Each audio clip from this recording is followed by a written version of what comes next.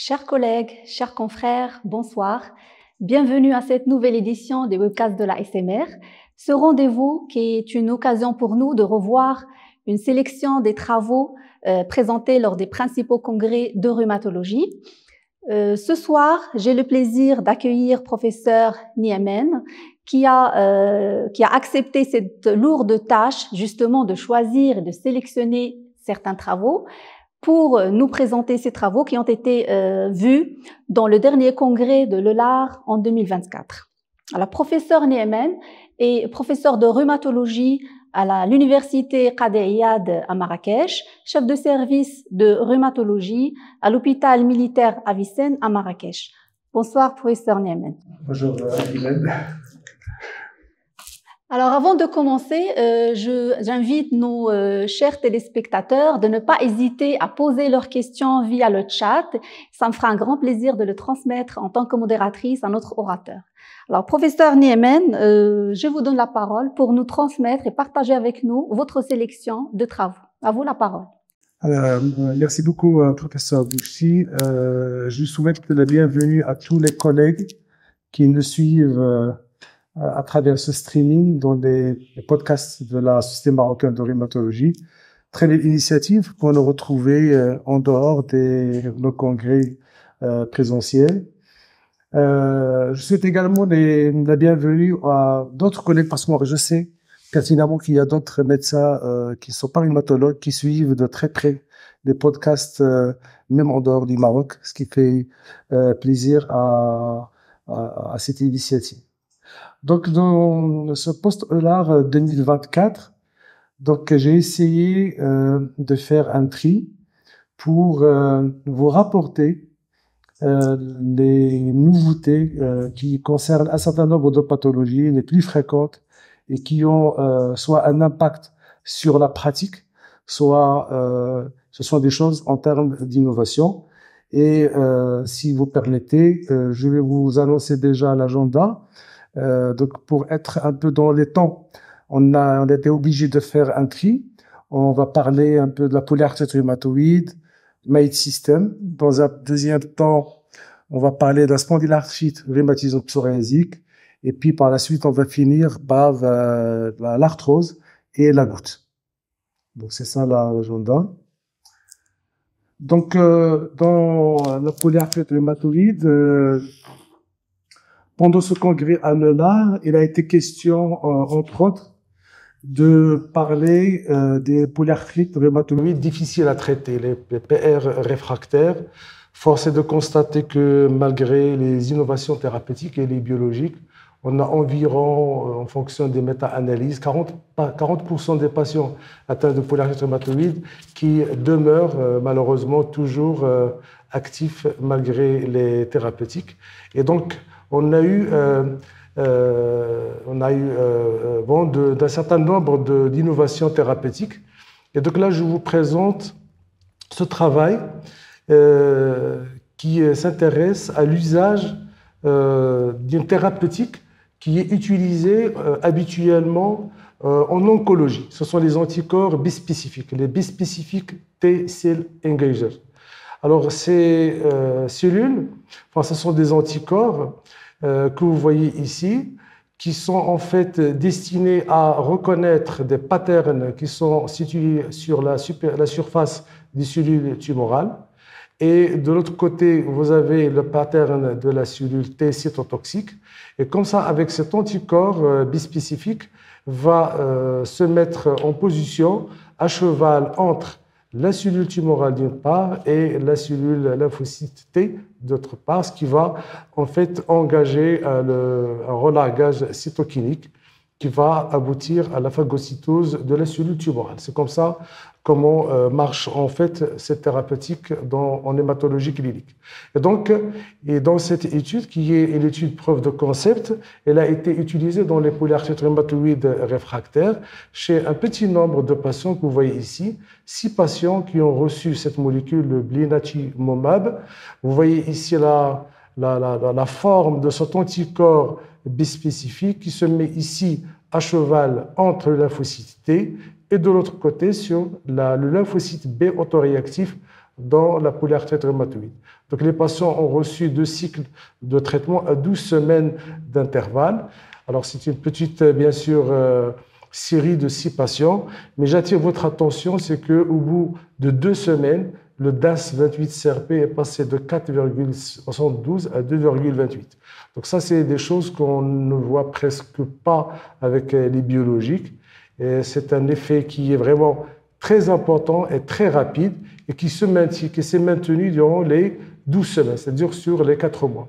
Alors, le traitement a été bien toléré et ils ont pu montrer une amélioration des synovites à l'échographie et au PET scan et la diminution des taux des auto-anticorps, les ACPA, et la disparition des lymphocytes B et des plasmocytes autoréactifs chez les 2 patients qui ont eu une biopsie synoviale. Alors, qu'est-ce qu'il faut retenir en fait de cette thérapie pour laquelle on va en parler très sûrement dans les années à venir? Et il y a une autre innovation qui est plus lourde que les anticorps bispécifiques qu'on appelle les CAR T-cells. Alors, les CAR T-cells, ce sont des cellules dites CAR T, T c'est le lymphocyte T, mais le CAR, ça veut dire le chimérique antigène récepteur. Alors, c'est une sorte d'immunothérapie qui est utilisée en hématologie, essentiellement dans les leucémies aiguës lymphoblastiques, les lymphomes malano-hodgkiniens et certaines formes réfractaires de myélome multiple. Alors ici, il s'agit de prélever le sang du patient. On va isoler le lymphocyte T et on va faire une modification génétique.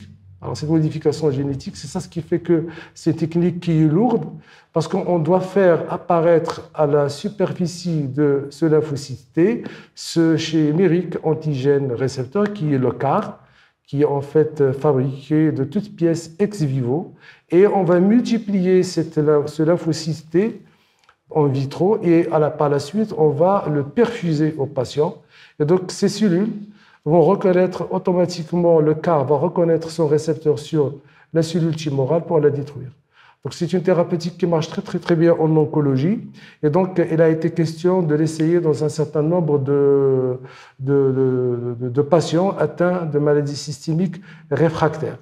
Donc, il y a 2 études qui ont été présentées lors de l'ELAR avec des résultats encourageants concernant l'utilisation de ces CAR T-cells chez des patients atteints de maladies systémiques, entre autres le lupus réfractaire.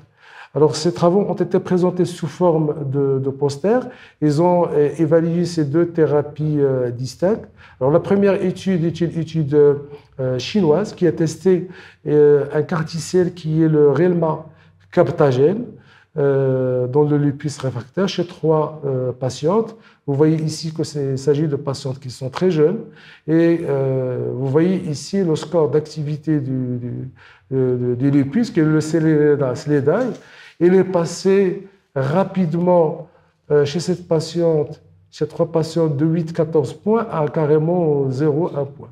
Donc c'est la première fois qu'on voit ce genre de rémission dans le lupus érythémateux disséminé, forme bien sûr réfractaire de lupus, qui est associée en parallèle à presque la disparition des auto-anticorps, comme vous le voyez ici. Donc on a ici les anticorps anti-DNA qui sont devenus non dosables chez 2 patientes, et on va ici réapparaître la fraction 3 du complément qui est habituellement consommée dans le lupus. Alors, la deuxième étude est une étude qui a testé une autre molécule qui est le rapcatagène chez 11 patients. Et vous voyez également à côté ici la tendance de l'activité du lupus qui part rapidement vers la rémission. Et vous voyez ici l'évaluation du médecin. Ici, vous avez le taux des anticorps anti-DNA. Alors, ces techniques qui sont empruntées en fait à l'hématologie ont été plus ou moins bien tolérées chez les patients parce que quand même il y a eu quelques cas de cytopénie transitoire et quelques cas de syndrome de relagage des cytokines mais de grade 1 ou 2 qui ont été traités de manière efficace. Donc, en gros, ce sont des lupus systémiques réfractaires pour lesquels on a testé pour la première fois cette innovation thérapeutique qui sont les CAR T-cells. Et il y a d'autres études. Celles-ci ont été présentées par des équipes allemandes pour tester l'efficacité de ces CAR T-cells dans une autre pathologie qui est la sclérodermie systémique, mais dans ses formes les plus graves. Donc, on a eu des posters dans les formes cutanées diffuses à propos de 6 patients, 3 patients dans les formes avec atteinte pulmonaire, puis il y avait un autre poster concernant un patient qui a une hypertension artérielle pulmonaire secondaire à la sclérodermie.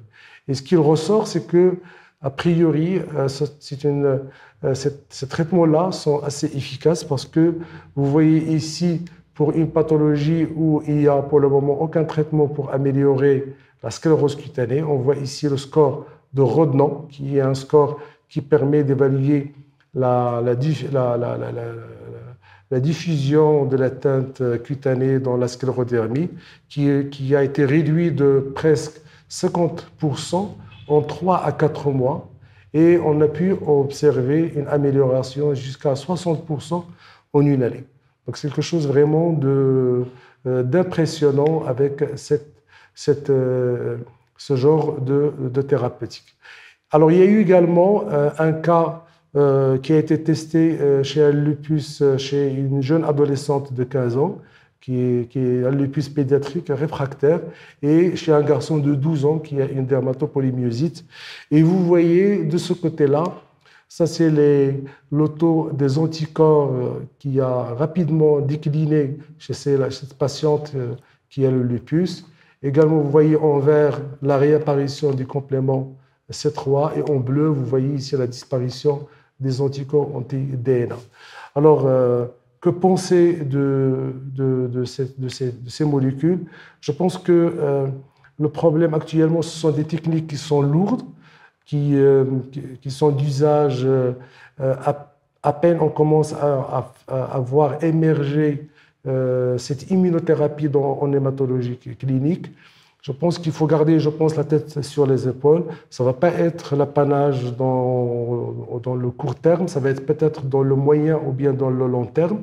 Et ça va être peut-être des indications là où nous avons des pathologies, où il y a une incrimination du lymphocyte B, comme dans, par exemple, le lupus, la polyarthrite rhumatoïde ou le syndrome de Sjögren. Alors, c'est pour la raison pour laquelle on cherche actuellement à faire basculer cette technologie du CAR T-cell vers les anticorps bispécifiques qui est moins coûteuse, parce que, pour information, une immunothérapie coûte vers les 400 000 € par traitement, par exemple, pour le myélome multiple en Europe. Et puis, j'ai une autre étude à vous présenter qui reste toujours dans les traitements des polyarthrites rhumatoïdes réfractaires. C'est C-Clinic Tolera qui a fait parler il a été repris à plusieurs reprises. Il a été présenté également en communication orale. Alors, le rationnel de cette étude, c'est que, comme vous le savez, les polyarthrites rhumatoïdes sévères et réfractaires sont souvent associés à des anticorps anti-CCP, les ACPA, à un taux élevé, qui est un facteur de mauvais pronostic. Alors, pour le moment, il n'y a aucune thérapie qui permet de stopper la production de ces auto-anticorps. Donc, ici, l'hypothèse qui a été émise par cette équipe, c'est qu'ils ont essayé de faire une déplétion lymphocytaire vraiment profonde en utilisant le rituximab suivi par l'abatacept. Le rituximab, qui est bien sûr un anti-CD20 qui cible le lymphocyte B, et l'abatacept qui va cibler le lymphocyte T. Et on va essayer en fait de faire une déplétion lymphocytaire profonde. Et l'objectif de cette étude, comme critère principal, en fait, c'est de chercher l'effet du traitement sur les titres des auto-anticorps. Donc, voici le design de l'étude. Donc, c'est une étude de phase 2. Donc, il y a une vingtaine de patients qui ont une polyarthrite rhumatoïde, comme vous le voyez, c'est des PR séropositives actives qui sont en échec à un traitement par méthotrexate, anti-TNF ou anti-IL-6. Donc, tout le monde a reçu les 2 perfusions de rituximab à 1 gramme à 15 jours d'intervalle. Et puis, il y avait la randomisation. Un groupe va recevoir de la batacept à 125 mg par semaine et l'autre groupe va être un groupe contrôle.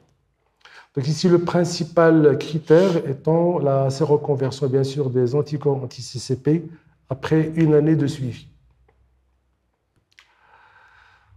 On a un petit problème technique pour faire passer les diapositives. Donc vous voyez ici le taux des auto-anticorps. Malheureusement, contre toute attente, il n'y a pas de différence en fait entre les 2 groupes après 52 semaines, après ajustement sur les titres des auto-anticorps à l'inclusion. De même, il n'y a pas eu de différence concernant le DAS28, mais par contre, il y a une petite amélioration concernant le taux de maintien thérapeutique pour les patients qui ont eu rituximab suivi de la batacept. Alors cette étude elle est assez intéressante malgré le résultat négatif sur les critères immunologiques, car elle montre qu'un traitement séquentiel par rituximab suivi par un autre traitement qui cible le lymphocyte T, qui est la batacept, reste au moins bien toléré malgré la déplétion lymphocytaire. Bien sûr, ça a été fait bien sûr en dehors du contexte du Covid, donc on peut se permettre ce genre d'études. C'est un effectif qui reste quand même faible, une vingtaine de patients. C'est un essai pilote. Et donc actuellement, il y a des études de stratégie séquentielle avec critères de jugement principal qui est l'activité de la maladie et le taux de maintien thérapeutique comme critères principaux qui vont nous donner peut-être plus d'informations avec ce genre de thérapeutique. Alors, je ne sais pas si on peut faire une... Oui, on peut faire une petite discussion. Alors, j'attends les questions sur le chat de nos chers spectateurs.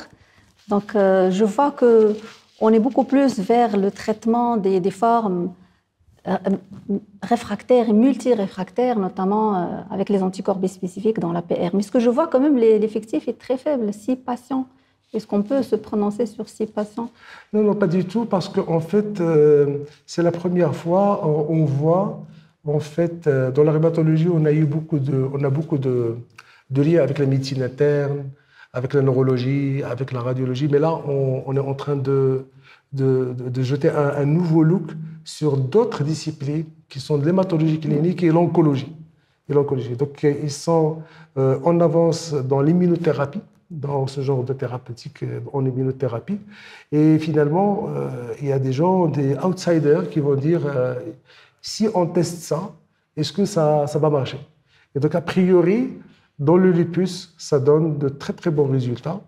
Mais on ne peut pas se prononcer sur de si faibles effectifs, aussi bien sur l'efficacité, mais surtout sur la tolérance. La tolérance.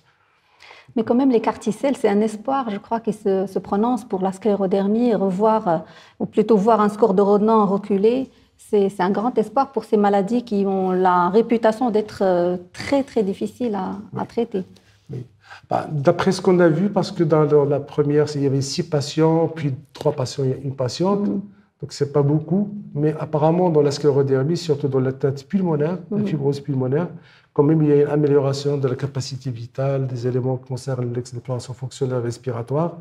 Le problème qui reste ici, c'est quand même, ça reste une technologie qui est lourde, parce que c'est du génie génétique, il faut faire un prélèvement, il faut changer le génotype du lymphocyte, le génome, le réinjecter, et puis c'est des thérapeutiques qui coûtent énormément cher et il faut peut-être choisir les formes peut-être les plus réfractaires qui vont peut-être bénéficier un jour de ces thérapeutiques. Donc peut-être rendez-vous 2035 pour le largo. Exactement. Donc, en attendant d'avoir des questions, peut-être on va passer à la deuxième partie concernant les spondylarthropathies. Oui, les spondylarthrites et le rhumatisme psoriasique. Alors, dans la spondylarthrite axiale, je vous donne en parallèle un peu de ce qu'on a vu à l'EULAR. Il y avait deux volets. Il y avait le volet de la spondylarthrite précoce, comme ce qu'on connaît pour la polyarthrite rhumatoïde précoce. Et puis d'autre côté, il y avait des études de stratégie, surtout du treat target. Alors, on fera un post-EULAR pour la spondylarthrite pour la journée de l'AMRAR. Il y a le professeur Hassani qui fera un autre post-EULAR et les présentations vont se compléter. Donc, ce que j'ai choisi ici, c'est une étude qui a été présentée sur l'approche treat target. On sait que dans la polyarthrite rhumatoïde, quand on fait un diagnostic précoce et quand on commence un traitement de fond précoce, on peut espérer deux choses. La première, c'est la rémission. Et la deuxième chose, c'est la rémission prolongée, la sustained remission, sans traitement. Alors, ce sont des choses qui ont été testées depuis longtemps avec la fameuse étude TICORA pour la polyarthrite rhumatoïde. Mais qu'en est-il pour la spondylarthrite, des spondylarthrites précoces? Donc ici, il s'agit en fait d'une étude assez intéressante. Donc je vous présente ici un peu le design de l'étude. Alors, donc, il s'agit de patients qui ont une spondylarthrite. Alors, tout le monde va être traité par au moins 2 anti-inflammatoires non stéroïdiens pendant 4 semaines. Et si on n'obtient pas la rémission, on va introduire un biologique. Et dans cette étude, ils ont mis du golimumab toutes les 4 semaines, 50 mg. Il y en a ceux qui ont reçu 100 mg en fonction du poids corporel. Donc, les patients ont été suivis jusqu'à la rémission clinique soutenue. Donc, alors, la rémission ici, donc, il fallait avoir soit un ASDAS-CRP inférieur à 3, ou bien un low disease activity, c'est-à-dire un ASDAS-CRP inférieur à 2,1, ou bien avoir une amélioration avec un delta ASDAS qui est supérieur à 1,1.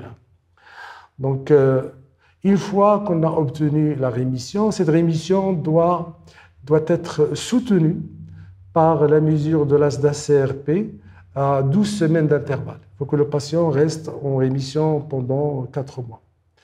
Alors, une fois que cette rémission a été obtenue, on arrête le traitement, le golimumab, et on voit ce qui va se passer.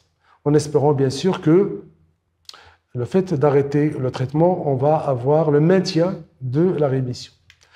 Alors les résultats, donc vous voyez ici, ce qui attire l'attention là, c'est le délai moyen de diagnostic à l'inclusion. Donc ce sont des spondylarthrites vraiment très précoces parce que ici en moyenne, c'est des spondylarthrites qui ont, dans les premiers symptômes, remontent à 53 jours en moyenne. Ils sont actifs parce que l'ASDAS-CRP était à 3. Et avec le golimumab, on a pu obtenir, vous voyez ici, les 2/3 des patients ont pu obtenir une rémission ASDAS avec un DAS moyen qui est de 0,9. Alors, il y avait une vingtaine de pourcents ici qui ont été en low disease activity. Alors, déjà à ce stade-là, les patients qui ont pu avoir cette rémission, en fait, ce sont des patients de sexe masculin et surtout ceux qui ont pu réussir d'arrêter le tabac. Donc ça, c'est très important. Et ce sont ceux qui avaient une spondylarthrite qui n'était pas très active au tout début de l'inclusion. Alors, quand on a arrêté le traitement, contre toute attente, on a pu observer que les 84% des patients ont rechuté malheureusement durant la première année après l'arrêt du biologique, du golimumab. Et cette rechute, elle est survenue, bien sûr, dans presque les 2 mois après arrêt de l'OBRA anti-inflammatoire non stéroïdien, mais beaucoup plus tard, après à peu près 4 mois, dans le groupe anti-TNF. Donc, bien sûr, les limites bien sûr, de cette étude, c'est bien sûr l'effectif, le nombre de patients qui est assez faible et l'absence du groupe contrôle. Et puis, malgré un état pathologique stable et inactif, induit avec succès avec un biologique, la rémission sans biologique n'est pas maintenant à le moment à l'ordre du jour. Et donc, il faut attendre encore d'autres recherches. Et ça va rester toujours un défi pour le rhumatologue de pouvoir obtenir une rémission prolongée, même si le diagnostic et l'initiation du traitement a été fait de manière précoce. Comme vous le voyez ici, ça a été initié au bout de à peu près 53 jours. Alors, il y a une autre étude Escalate, sûrement vous avez entendu parler de cette étude, parce que c'est une étude de stratégie. Là aussi, comme vous le savez, les patients qui font un échec à 2 anti-inflammatoires non stéroïdiens sont candidats à un biologique, un anti-TNF-alpha ou bien un anti-IL-17.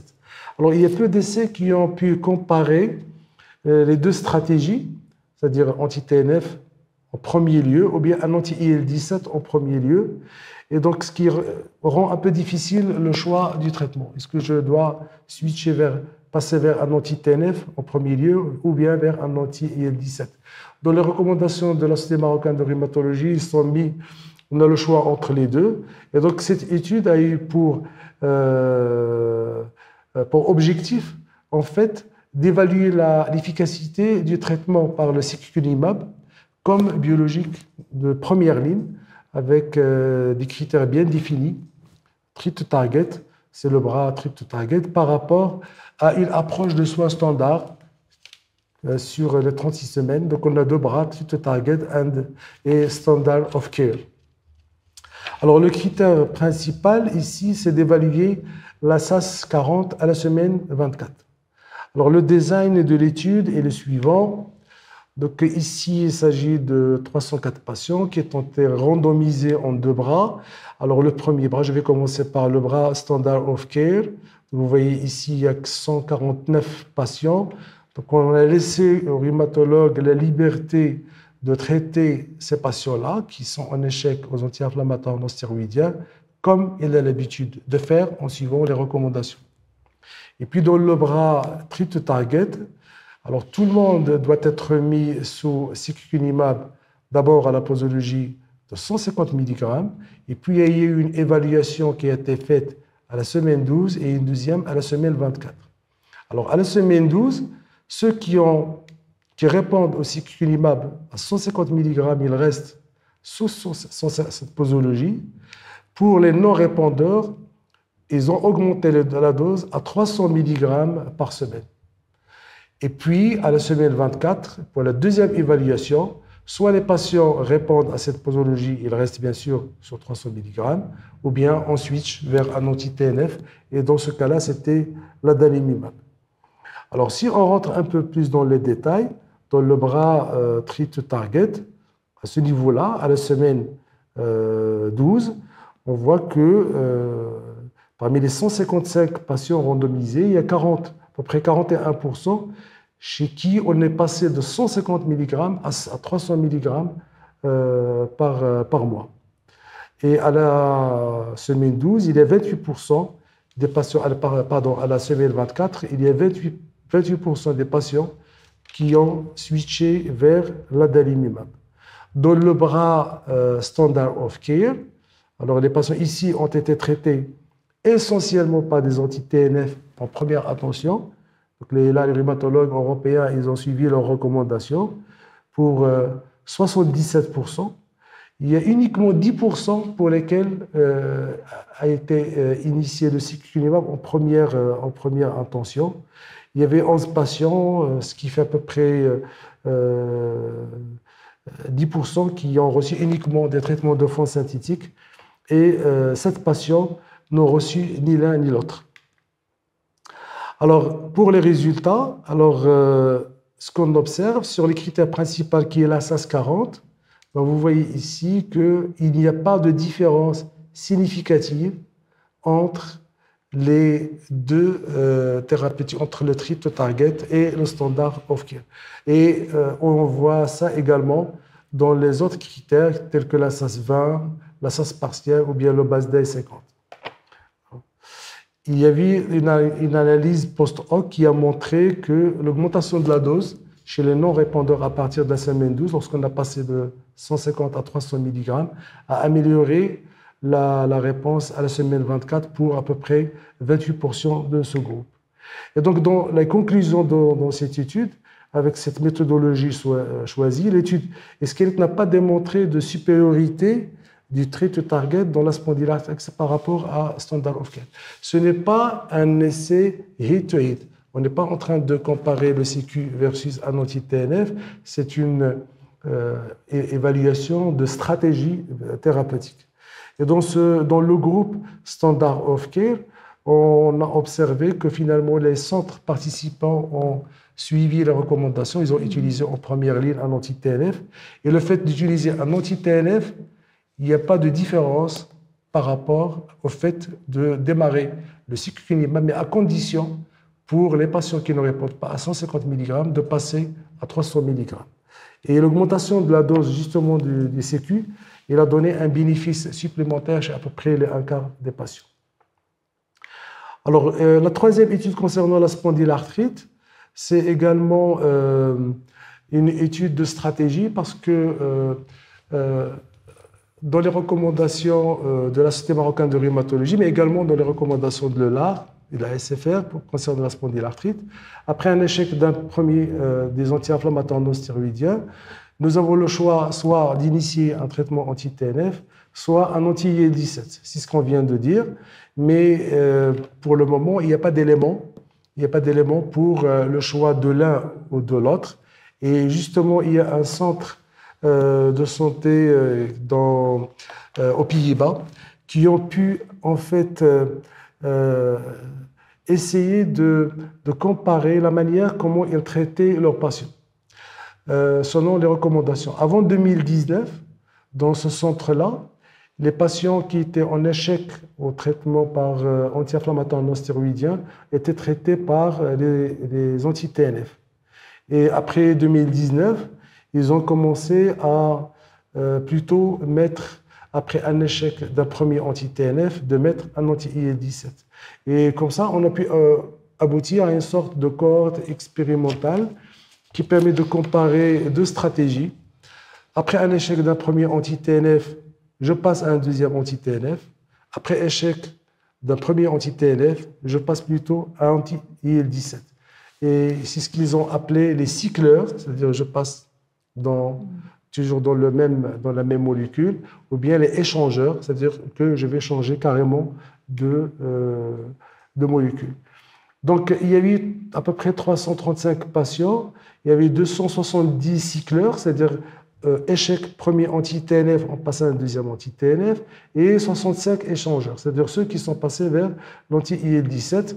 Et donc, il y a eu d'une part une évaluation de l'activité de la maladie, et d'autre part le taux de rétention médicamenteuse. Et dans cette étude, à 6 mois et à 12 mois, il n'y a pas de différence significative concernant l'activité de la maladie à un an. Concernant, vous voyez ici le DAS, le BASDAI, chez les cycleurs et les échangeurs. Concernant le maintien thérapeutique à 3 ans, on a tendance qu'il y a une petite amélioration concernant le taux de maintien thérapeutique à 3 ans par rapport pour les patients qui sont passés d'un anti-TNF vers un deuxième anti-TNF. Donc l'échec chez les cycleurs a été significativement un peu plus élevé, plutôt chez la femme, et d'autre part chez les patients qui ont eu déjà un échec, un premier anti-TNF alpha. Alors cette différence qu'on voit sur la courbe, il y a un hasard ratio d'à peu près 1,47, donc il y a eu quand même une petite différence qui est significative. Alors il y a des limites dans cette étude parce qu'il s'agit d'une étude qui est rétrospective et n'est pas contrôlée. Il y a ici un grand biais de temporalité parce qu'il y a des malades avant 2019, d'autres après 2019. Et tout le monde attend un PHRC, un projet de recherche clinique qui a été lancé en Europe, qu'on appelle le ROC SPA, qui est quand même un essai prospectif randomisé dont les inclusions viennent d'être terminées. On attend les résultats où on verra de manière prospective quelle est la différence entre rester dans la même molécule ou plutôt changer vers un anti-IL-17. Alors, si vous permettez, je pense qu'on passe au rhumatisme psoriasique. À moins qu'il y ait des questions, on continue. Alors, dans les rhumatismes psoriasiques, j'ai choisi 2 études. Alors, la première étude qui concerne l'interception du psoriasis cutané. Alors, ça a été fait sur une base de données, le TriNet-X. Alors, cette base de données, j'ai fait une petite recherche bibliographique sur cette base de données. C'est une base de données internationale où il y a une sorte de consortium où les bases de données qui concernent les patients sont mises dans cette plateforme. Elle est européenne, mais également canadienne, américaine. Il y a des données qui concernent les patients issus de la recherche clinique, des laboratoires pharmaceutiques, ce qui va aboutir à une sorte de cohorte où il y a plus de 3 millions de patients. Et donc, dans cette étude, ils sont allés chercher dans cette base de données les patients qui ont un psoriasis cutané, qui vont initier un traitement par anti-TNF, par biologique, par les différents biologiques qui ont la même dans le psoriasis cutané, et qui n'avaient pas d'atteinte articulaire initialement. Ils sont allés chercher ceux ou celles qui vont développer un rhumatisme psoriasique après un délai de 5 ans, pour les patients qui vont initier un biologique pour la première fois, et le risque de le développer à 3 ans pour les gens qui vont avoir un deuxième biologique. Donc, vous voyez ici le nombre des patients qui est impressionnant. On a ici 1 175 000 patients traités qui étaient atteints de psoriasis, dont presque 1 million de patients qui n'avaient pas de rhumatisme psoriasique. Et vous voyez ici le nombre des patients qui ont initié les biologiques, les anti-IL-12-23, l'ustekinumab, les anti-IL-17, le secukinumab, ou bien l'anti-IL-23, le guselkumab. Le comparateur étant les anti-TNF-alpha, surtout c'est de l'adalimumab comme comparateur. Alors, pour les patients qui étaient atteints de psoriasis cutanée et qui ont initié en première ligne un agent biologique, alors le risque de développer un rhumatisme psoriasique à 5 ans a diminué de 34% chez les patients qui ont eu un anti-IL-12-23 de Stelara et de 60% chez les patients qui ont reçu le guselkumab, un anti-IL-23. C'est ce que vous voyez ici sur ce schéma-là, les 2 points qui sont à gauche du comparateur. Pour les patients qui ont déjà fait un échec à un premier biologique et qui ont initié un deuxième biologique, donc le risque a été calculé à 3 ans et on a quand même observé quand même une baisse chez à peu près le 1/4 des patients qui n'ont pas développé de rhumatisme psoriasique et de 40% chez les patients sur guselkumab. Donc on a parlé longuement de ce concept d'interception de psoriasis cutanée, c'est-à-dire le fait quand on initie un traitement par biologique chez nos patients qu'on voit en rhumatologie, les gens qui sont atteints de rhumatisme psoriasique, nous n'avons pas d'aussi excellents résultats à la CR20, 50 ou 70. Mais par contre, quand on initie ce biologique dans le psoriasis, on peut obtenir des PASI 90, des PASI 100 chez presque 70% des patients. Et même le concept maintenant, c'est d'identifier, en fait, peut-être dans le futur, quels sont les patients atteints de psoriasis, qui sont ceux ou celles qui ont des facteurs de risque de développer un rhumatisme psoriasique et peut-être d'initier un biologique le plus tôt possible dans le psoriasis cutanée. Comme ça, on va le faire éviter de développer dans le futur l'atteinte articulaire. C'est ça, en fait, l'objectif de ce travail. Alors, il y a une petite innovation thérapeutique dans le rhumatisme psoriasique qui est assez intéressante, ce qu'on appelle les nanocorps. Alors, vous connaissez peut-être cette molécule qui n'est pas commercialisée au Maroc, qui est le bimekizumab, qui est là même dans le psoriasis cutanée et pour laquelle le développement a été arrêté pour le rhumatisme psoriasique, qui est un anticorps monoclonal bispécifique qu'on reconnaît aussi bien l'anti-IL-17A et la sous-unité IL-17F. Alors, dans ce travail, ce nanocorps, qui est le sonelokimab, en fait, c'est une petite molécule d'à peine 40 kilodaltons par rapport à cet anticorps monoclonal qui fait à peu près 145 kilodaltons. C'est une petite molécule qui est spécifique pour les IL-17F et les IL-17A et avec l'albumine qui permet en fait de garder soudés ces deux anticorps. Alors, ce sont des molécules vraiment de très petite taille et on présume que leur accès au niveau du site inflammatoire, au niveau de l'anthésite et au niveau de l'acylovite, va être beaucoup plus facile au lieu d'utiliser une grosse molécule sous forme d'un anticorps monoclonal. Donc, cet essai Argo, donc le design de l'étude, donc c'est 207 patients qui ont un rhumatisme psoriasique actif. Et l'évaluation a été faite à 24 semaines sur le critère ACR50. Et donc, ils ont testé cette molécule à deux posologies différentes, 120 et 60 mg, et le comparateur était l'adalimumab. Et on voit que les meilleurs résultats ont pu être obtenus avec la posologie de 60 mg, que vous voyez ici avec l'ACR50 qui a été atteint chez 46% des patients, versus 20% pour le golimumab. Et on a pu obtenir quand même avec cette posologie 60 mg des PASI 90 chez à peu près 77% des patients, les trois quarts des patients.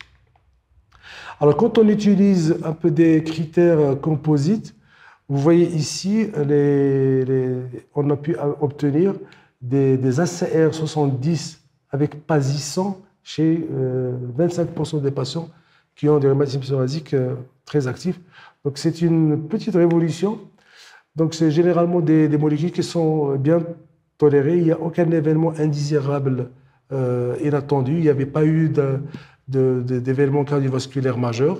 Il y a eu 2 cas de candidose buccale et il n'y a pas eu de réactivation de maladies inflammatoires chroniques de l'intestin, contrairement, par exemple, à l'anti-IL-17. Donc, il faut attendre C'est une piste de recherche, développement qui va parler d'elle-même dans les prochains congrès.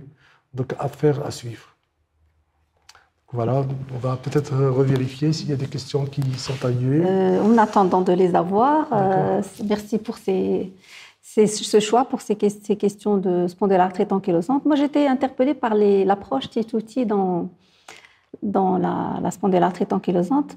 Quand même, on a fait un diagnostic et une prise en charge très rapide, mais c'était à un prix, j'imagine, élevé, un coût... parce que j'imagine beaucoup de malades ont bénéficié d'un traitement par anti-TNF pour avoir une rémission qui n'a pas finalement duré et on est reparti vers le point de départ. Donc c'est un coût élevé. Et finalement, est-ce qu'il y a une fenêtre d'opportunité dans la spondylarthrite comme ce qu'on voit dans la polyarthrite rhumatoïde? Alors, on se souvient au tout début dans la polyarthrite rhumatoïde, la early rheumatoid arthritis.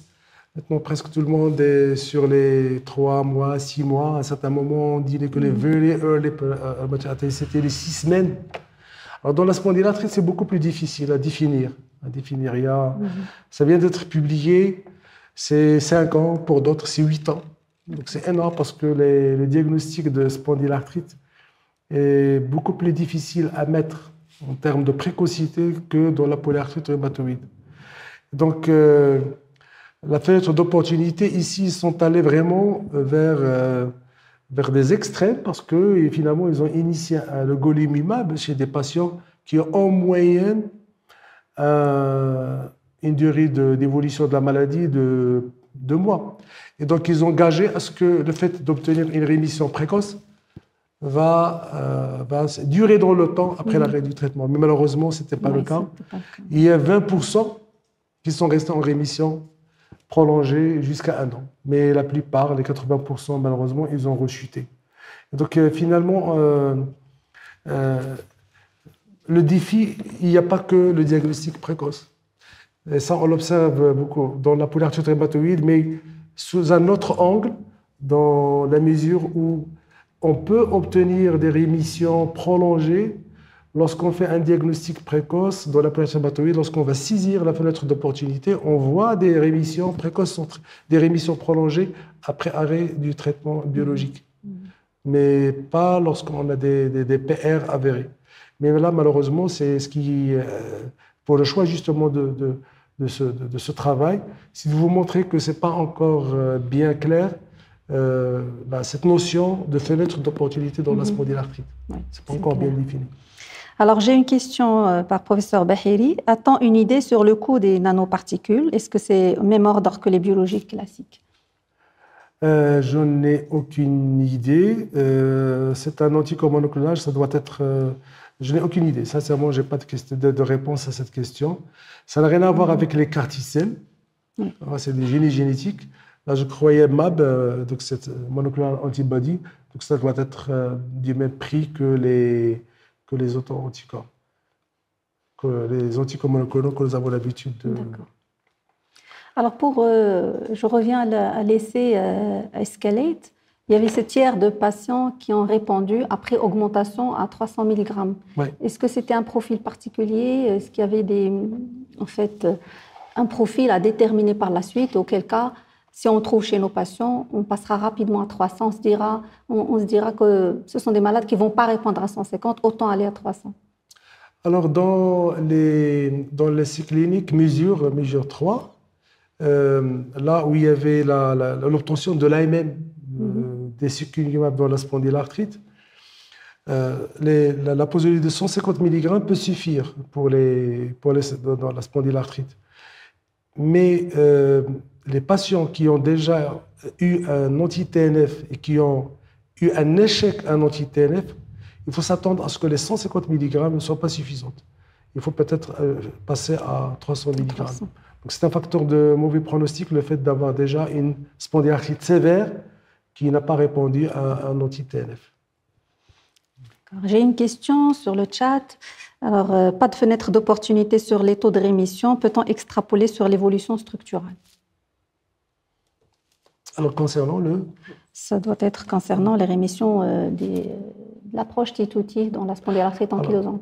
Alors, dans cette étude-là, il n'y a pas eu dans le design de l'étude, il n'y a pas eu de données concernant l'évolution structurale, pour la simple raison que pour répondre à ce genre de questions, il faut un minimum de 2 ans de suivi. Un minimum, parce que les MSAS évoluent vraiment d'un point tous les 2 ans. Donc, ça n'a pas été dans le design de cette étude, donc je ne peux pas répondre à cette question. D'accord. Et ce qui est aussi intéressant, c'est cette interception de rhumatisme psoriasique, parce que 80% de la forme de rhumatisme psoriasique, il est inauguré par une atteinte cutanée. Donc peut-être avec cette mise en place de biothérapie, d'interception de rhumatisme psoriasique, on ne verra plus cette forme. Ça va être arrêté chez le dermatologue. Donc on n'aura plus à avoir un rhumatisme psoriasique qui a commencé par un psoriasis. On verra peut-être les autres. Atteinte articulaire inaugurale ou bien atteinte simultanée, mais avec ces études d'instauration de biothérapie avant, donc, et de mettre en valeur le profil des patients, comme le LAR a défini, notamment le pré-rhumatisme psoriasique avec la présence d'arthralgie ou des signes à l'imagerie, inflammation à l'échographie ou à l'IRM, des enthèses ou des synovites. Donc probablement, on ne verra plus de rhumatisme psoriasique. Oui, alors là, il y a deux éléments clés, c'est-à-dire que l'apparition la prévalence du rhumatisme psoriasique chez les patients qui sont suivis en dermatologie, elle est liée à la durée d'évolution du psoriasis. Alors, plus le psoriasis évolue dans le temps, donc il faut s'attendre à... On voit de plus en plus de rhumatisme psoriasique. Le deuxième élément, c'est que les patients qui ont un psoriasis, avant de passer vers le rhumatisme psoriasique, avant d'arriver chez le rhumatologue, ils passent par un certain nombre de pré-rhumatisme psoriasique. Donc, il y a eu la présentation qui a été faite au dernier congrès de la Société marocaine de rhumatologie. Il y a des patients qui démarrent d'abord par une atteinte inflammatoire infraclinique qu'on peut observer à l'échographie des anthèses, et chez qui a été initié le biologique et qui a permis d'éteindre facilement cette anthésite. Et puis, il y a des patients qui ont des arthralgies, mais qui ne répondent pas encore aux critères du rhumatisme psoriasique, les critères Caspar, et chez qui le biologique a pu finalement, le biologique administré pour le psoriasis cutané, je cite bien ici, a fait disparaître les arthralgies, les patients n'ont plus de rhumatisme psoriasique. Alors, maintenant, je crois que c'est une question de prix. Si les médicaments sont plus accessibles, les dermatologues vont peut-être oublier la pivathérapie, le méthotrexate, les rétinoïdes et mettre de plus en plus de biologiques. Et donc, on verra de moins en moins de rhumatisme psoriasique dans les consultations. Je l'espère d'abord pour les patients. Oui, on l'espère tous, bien sûr. Alors, j'ai une question. Pour la spondylarthrite ankylosante récente, l'étude faite avec le Goli, le diagnostic a été fait très précocement, une moyenne de 2 mois, avec point d'exclamation. Oui. Très, très court. Oui, justement, donc c'était une prise en charge rapide et optimale, avec mise en place rapidement de golimumab. Pourquoi ils ont mis la barre assez haute? Parce qu'en fait, ils voulaient montrer dans cette étude qu'en fait, il faut saisir la fenêtre d'opportunité, comme ce qu'on fait dans la polyarthrite rhumatoïde, agir très tôt, et comme ça, on va avoir une rémission prolongée. Mais malheureusement, l'étude a été négative. Ça n'a pas été prouvé. Négative. Très bien. Donc, je crois on passe à la troisième partie. D'accord. Donc, il reste l'arthrose. J'ai pas choisi j'ai pas mis d'éléments concernant l'ostéoporose parce que souvent à l'ELA on parle pas beaucoup d'ostéoporose et puis ça va être repris dans d'autres conférences. Alors concernant l'arthrose, j'ai choisi 2 innovations thérapeutiques dont une vient de chez nous qui est la résinifératoxine. Alors cette molécule est extraite du latex du cactus qui est très présent au Maroc. Alors, cette molécule, elle reconnaît des récepteurs qui sont situés au niveau des terminaisons nerveuses des articulations, qui sont les récepteurs TRPV1. Alors, les TRPV1, ce sont les récepteurs que vous connaissez, qu'on appelle les récepteurs villanoïdes que cible la capsaïcine. Et donc, cette molécule est administrée par voie intra-articulaire chez des patients qui ont une gonarthrose. Et ils vont cibler ces récepteurs qui sont liés en fait à la perception de la douleur qui est à la chaleur, aux substances chimiques irritantes et à l'inflammation. Alors, donc, dans cette étude, il y a eu une petite série, 47 patients qui ont une gonarthrose modérée à sévère. Et donc, ils ont randomisé les patients en 2 groupes. Un groupe qui va recevoir cette résinifératoxine à 2 posologies, le 0,5 mg et le 2 mg, et l'ont comparé à une vingtaine de patients placebo. Et donc, vous voyez ici que les meilleurs résultats ont été obtenus avec la posologie de 2 mg en intra-articulaire. Et on a ici, sur les 3 mois, une petite amélioration concernant la douleur. Alors, 20 points sur l'échelle visuelle analogique, C'est pas énorme, hein, parce que le problème avec le placebo, on peut avoir jusqu'à 35 points, mais par rapport au placebo, il y a quand même une amélioration qui est statistiquement significative. Et ces résultats ont été maintenus jusqu'à 6 mois. Jusqu'à 6 mois. Donc, les Américains et les Européens se sont déjà lancés dans les phases 3. Donc, probablement dans l'année prochaine ou bien dans 2 ans, on verra apparaître des résultats concernant le traitement de l'arthrose par le cactus. Une autre innovation dans la gonarthrose, c'est le fluticasone, qui est un corticoïde injectable retard. Donc, vous le connaissez, c'est le flixonase qu'on utilise en inhalation nasale pour les problèmes d'allergie. Donc, cette forme retard, ils l'ont intégrée à une enveloppe d'acide polyglycamique pour prolonger sa demi-vie au sein de l'articulation. Et donc, c'est un essai randomisé, multicentrique. Et vous voyez ici les patients qui ont reçu ce corticoïde. Et nous avons une diminution ici, une amélioration du WOMAC. Ce n'est pas l'échelle visuelle analogique, mais l'échelle fonctionnelle, le WOMAC de 1 point sur 10, et qui a persisté jusqu'à 14 semaines. 14 semaines, ce qui va permettre, en fait, de prolonger la durée de vie du corticoïde.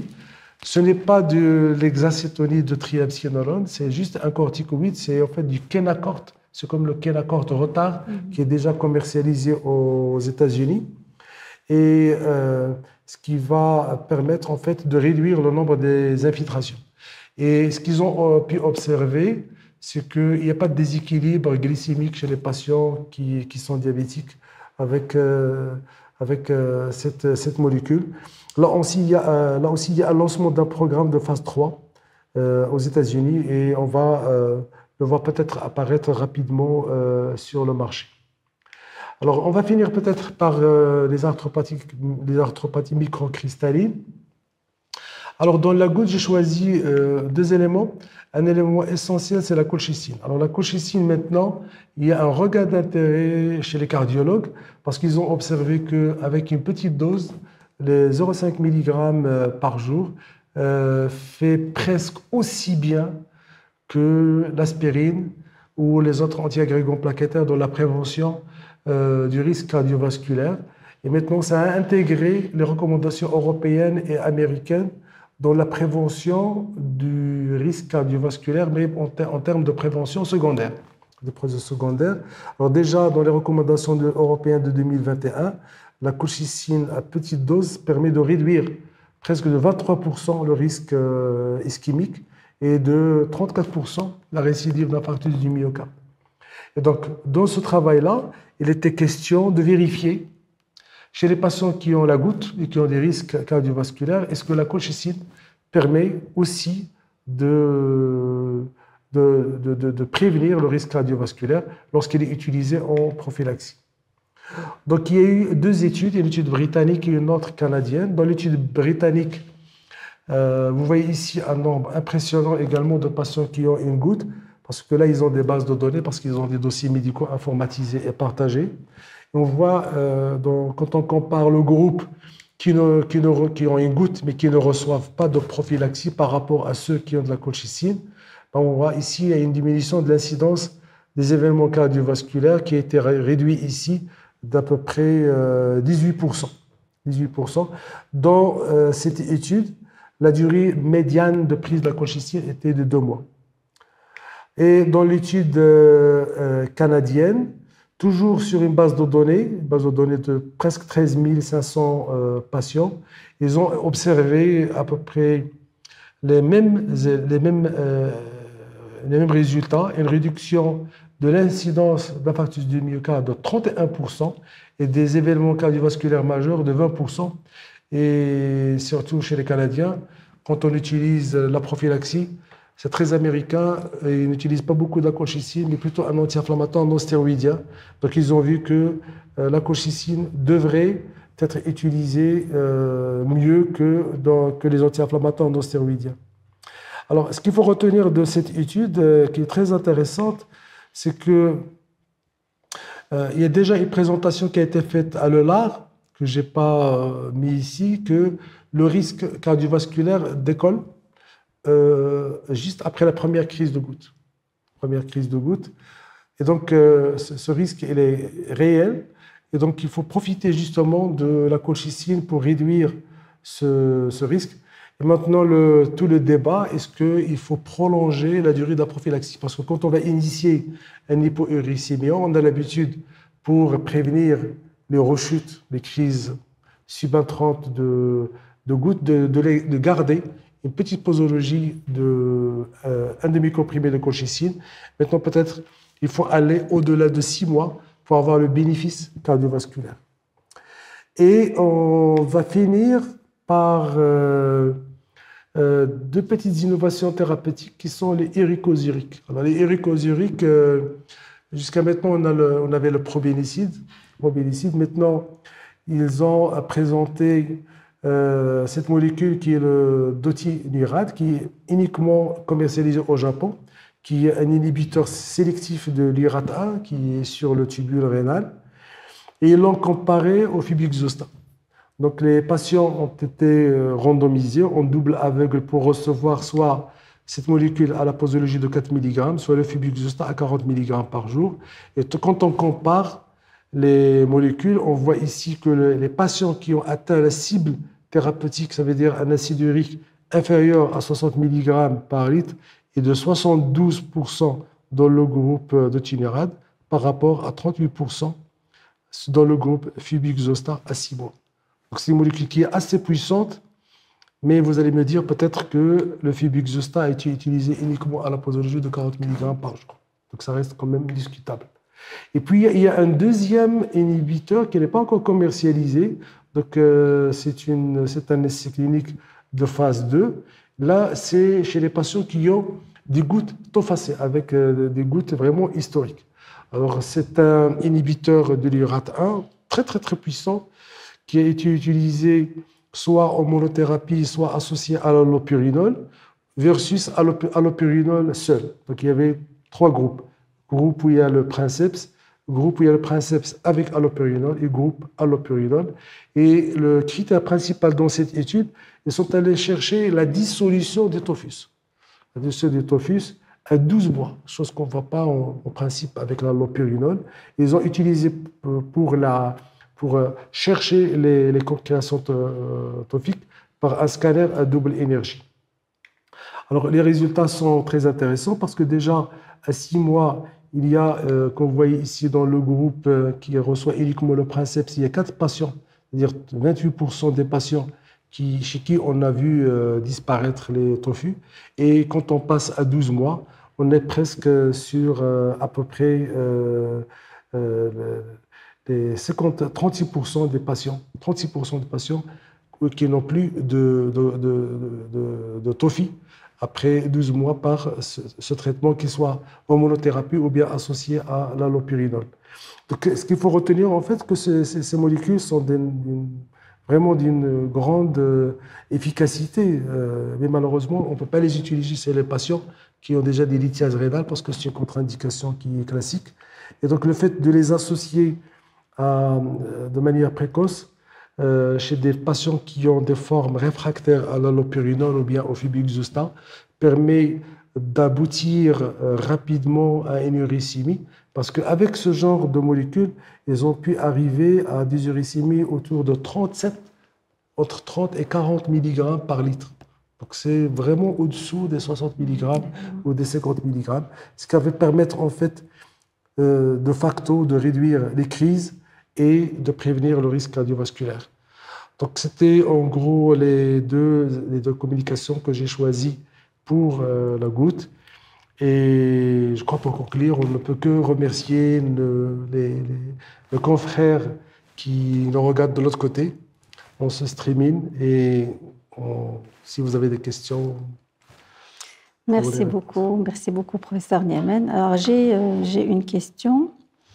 Donc, professeur Razi se pose la question, est-ce qu'à votre avis, en fait, il y avait un petit débat dans le chat à propos de ça, est-ce qu'à votre avis, un jour, on donnera de la colchicine en prophylaxie au même titre que l'aspirine? Alors, j'ai posé la question ce matin à un collègue cardiologue. Maintenant, c'est dans les recommandations, les cardiologues qui travaillent d'ailleurs sur le guide pratique qui a été demandé par l'ANAM. Donc, pour le risque cardiovasculaire, parce qu'il y a des camarades qui travaillent avec nous à l'hôpital qui sont en charge. Ils ont intégré la colchicine dans la prévention du risque cardiovasculaire. Ça fait. Mais pas en prévention primaire. Pas en prévention primaire, mais en prévention secondaire, oui. Est-ce que c'est intégré dans les recommandations? C'est intégré dans les recommandations européennes, c'est intégré depuis 2021. Et prescription de routine. Alors ça, je ne sais pas, est-ce que c'est une prescription de routine, mais ça apparaît clairement dans les recommandations. Et on a vu apparaître une étude américaine en mois d'août qui parlait en fait également de la colchicine, même aux États-Unis, parce que la colchicine, c'est très européen. Oui. Très européen. La colchicine, ils ont commencé à l'utiliser en prévention secondaire. En fait, il a beaucoup d'atouts. Parce que c'est un anti-inflammatoire et on connaît un peu le lien athérome-inflammation. C'était déjà connu dans la polyarthrite rhumatoïde. Il a beaucoup d'atouts, il est simple d'utilisation, il a un faible coût, il a un effet anti-inflammatoire, donc peut-être elle trouvera une grande place là-dedans. Alors, est-ce que la dose habituelle utilisée en cas de crise de goutte, qui est de 1 mg, est la même que cardioprotecteur? Alors, dans la cardioprotection, c'est 1 demi-milligramme. C'est suffisant, oui. 1 demi-milligramme. Le cactus marocain, peut-être, aura des choses à dire à nos laboratoires? En passant sur la route de Marrakech vers Casablanca, on ne le voit plus sur les bords de la route. Je crois qu'il y a une industrie derrière d'export, justement pour ses vertus thérapeutiques. Elle est utilisée, entre autres, en cosmétique. Et là, maintenant, on voit qu'il va intégrer la thérapeutique de l'arthrose. Très bien. Donc, j'ai vu, je vous connais très bien, professeur Niemen, pour votre intérêt à tout ce qui est intelligence artificielle. Et je suis étonnée de ne voir aucune slide là-dessus. Est-ce qu'il n'y avait rien de présenté ou c'était un choix délibéré? Alors, en fait, c'est un choix délibéré. Il y a le professeur Hassani qui va vous parler de ça. Il va vous parler de... je ne vais pas trop spoiler ça. Elle est en train de préparer ses slides. Mais la communication phare qu'on a vue à l'ELAR, c'est ce questionnaire concernant un cas de polyarthrite rhumatoïde qui a des facteurs de mauvais pronostic, qui est sous corticoïde, et chez qui on va initier un biologique. Et quelle est la conduite à tenir vis-à-vis de la corticothérapie. Alors, on a posé les questions à un certain nombre d'experts qui ont tous suivi un peu les recommandations de l'ELA, qui sont un peu très discutables entre devrait être arrêté et doit être arrêté dans les 6 mois. Et puis, on a posé la même question à une intelligence artificielle régénérative qui est le ChatGPT d'OpenAI et qui a priori mieux répondu à cette question avec beaucoup plus d'empathie vis-à-vis des patients. Donc, vous saurez beaucoup plus de détails. Je crois que le professeur Hassani va vous parler de ça. Il y a autre chose, il y a plein d'autres choses en intelligence artificielle, surtout dans l'imagerie.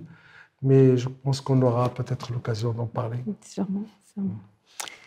Très bien, donc je ne trouve pas plus de questions. Donc s'il n'y a pas d'autres questions, peut-être qu'on va clôturer cette session. Merci beaucoup, professeur Niemen, d'avoir répondu favorable à notre invitation. Merci à toute personne qui nous a suivis lors de ce webcast. Je tiens à remercier le laboratoire Janssen pour leur soutien et je vous souhaite une très bonne soirée. Au revoir à tous. Au revoir et à très bientôt. Merci pour votre attention.